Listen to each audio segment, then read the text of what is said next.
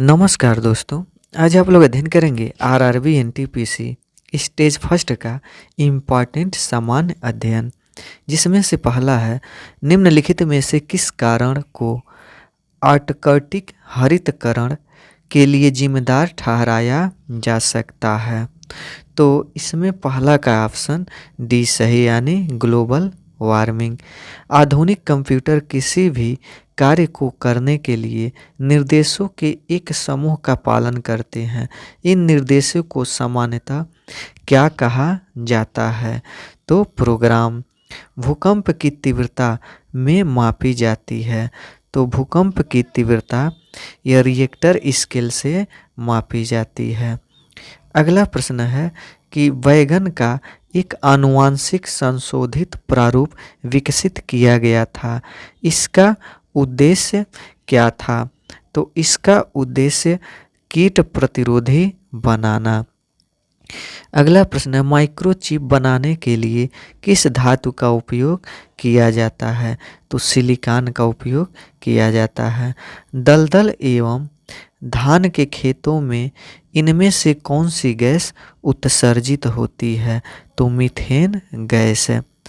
बड़ी माता यानी स्मॉल पॉक्स के टीके का आविष्कार किसने किया था? तो एडवर्ड जेनर। अगला प्रश्न कि निम्नलिखित में से कौन से दो क्षेत्र भारत के प्रमुख जैव विविधता स्थल हैं? तो पश्चिमी घाट और पूर्वी हिमालय। अगला प्रश्न है कि निम्नलिखित में से कौन सा प्रमुख महिला सेक्स हार्मोन्स है? तो यह है एस्ट्रोजन। 9वां का ऑप्शन सी। अगला प्रश्न आवर्त सारणी का आविष्कार किस वैज्ञानिक द्वारा किया गया था? तो दमित्री मेंडलीफ है।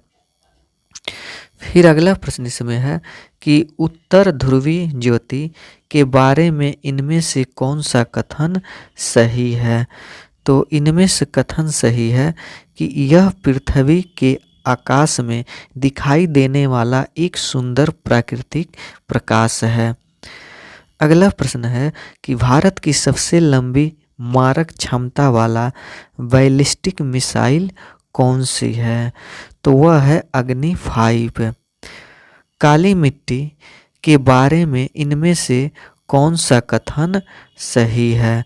तो इनमें से जो कथन सही है वह यह बी है। यह दक्षिणी पठारों के अधिकांश हिस्से में पाई जाती है। निम्नलिखित में से कौन सा कंप्यूटर का सॉफ्टवेयर घटक है? तो प्रोग्राम। निम्नलिखित में से कौन सा सेंट्रल प्रोसेसिंग यूनिट का एक घटक है? तो मेमोरी। अगला प्रश्न है कि निम्नलिखित में से कौन सा पृथ्वी की सतह से प्रारंभ करते हुए वायुमंडलीय परतों की उपस्थिति के सही क्रम को दर्शाता है? तो सबसे पहले क्षोभ मंडल पड़ता है, उसके बाद समताप, उसके बाद मध्य, उसके बाद आयन और लास्ट में बही या बाह्य मंडल। तो ऑप्शन ए सही है। अगला प्रश्न इसमें है कि इनमें से किसने 1867 में भारत की प्रति व्यक्ति आय की गणना की और उसको अपनी किताब poverty and un British rule in India में प्रकाशित किया गया था? तो वह है दादा भाई नौरोजी। अगला प्रश्न है कि अर्जुन पुरस्कार किस क्षेत्र में विशिष्ट योगदान के लिए प्रदान किया जाता है? तो खेल के क्षेत्र में। बैंक दर वह ब्याज दर होती है जिस पर केंद्रीय बैंक वाणिज्यिक बैंकों को ऋण देता है। अगला प्रश्न है कि इनमें से कौन सा पुरस्कार भारत में खेलों और प्रतिस्पर्धाओं के कोचों को दिया जाता है? तो वह है द्रोणाचार्य अवार्ड। अगला प्रश्न है कि निम्नलिखित में से कौन सा देश संयुक्त राष्ट्र सुरक्षा परिषद का अस्थायी सदस्य है? तो वह है फ्रांस। अगला प्रश्न है लाहौर एवं कश्मीर में स्थित शालीमार गार्डन कालीन वास्तुकला कृतियाँ हैं? तो यह है इसमें से मुगल। अगला प्रश्न है कि भारतीय संविधान का अनुच्छेद 368 से संशोधित है, तो वह इसमें संविधान के संशोधन।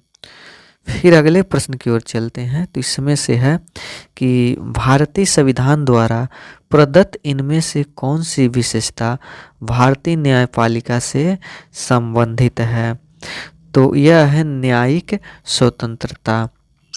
फिर हैंडबुक ऑन फिशरीज स्टैटिस्टिक्स के 13वें संस्करण के अनुसार भारत का सबसे बड़ा समुद्री मत्स्य उत्पादक राज्य कौन सा है, तो वह है इसमें से गुजरात। अगला प्रश्न कि अकबर द्वारा निर्मित पंचमहल में स्थित है, तो यह स्थित है फतेहपुर सीकरी।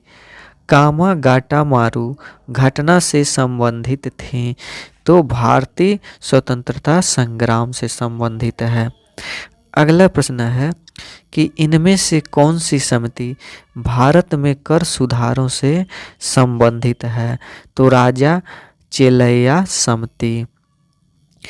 अगला प्रश्न कि भारतीय दंड संहिता जो 1860 में अधिनियमित हुई का मसौदा तैयार करने वाले आयोग की अध्यक्षता किसने की थी, तो वह लॉर्ड मैकाले ने की थी। अगला प्रश्न इसमें सरकार अनिवार्यतः कितनी फसलों के लिए न्यूनतम समर्थन मूल्य की घोषणा करती है, तो वह इसमें करती है यानी 22, तो 30 का ऑप्शन ए सही है। अगला प्रश्न इसमें है कि भारत सरकार द्वारा शुरू की गई नई मंजिल योजना इनमें से किससे संबंधित है, तो यह संबंधित है अल्पसंख्यक युवाओं के लिए कौशल प्रशिक्षण। वित्तीय आपातकाल संबंधी प्रावधानों का उल्लेख भारतीय संविधान के निम्नलिखित में से कौन से अनुच्छेद में है, तो अनुच्छेद 360 है। अगला प्रश्न इसमें है कि महात्मा गांधी द्वारा नमक सत्याग्रह वर्ष में शुरू किया गया था, तो यह शुरू किया गया था 1931 में, तो इसमें 33 का ऑप्शन सी सही है, यानी 33 का जो ऑप्शन है वह बी सही है, यानी 1930 में यह नमक सत्याग्रह शुरू किया गया था। अगला प्रश्न इसमें है कि इनमें से कौन सी पर्वत श्रृंखला स्विट्जरलैंड में स्थित है, तो वह स्थित है आल्प्स, तो इसमें 34 का ऑप्शन डी सही है।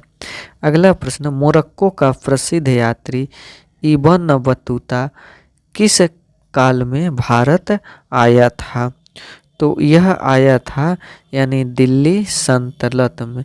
अगला प्रश्न है कि निम्नांकित में से कौन सा भारतीय दर्शन के 6 विद्यालय में से एक है, तो इसमें से वह है योग, तो 36 का ऑप्शन डी सही है।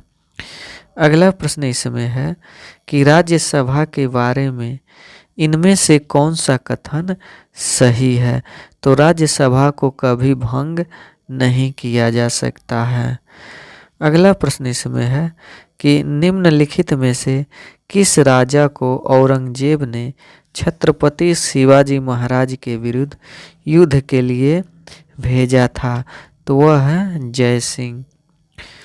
फिर अगला प्रश्न है कि 2008 में भारत सरकार द्वारा प्रकाशित जलवायु परिवर्तन हेतु राष्ट्रीय कार्य योजना के अंतर्गत इनमें से किस मिशन की शुरुआत की गई थी, तो national mission for strengthening the Himalayan ecosystem.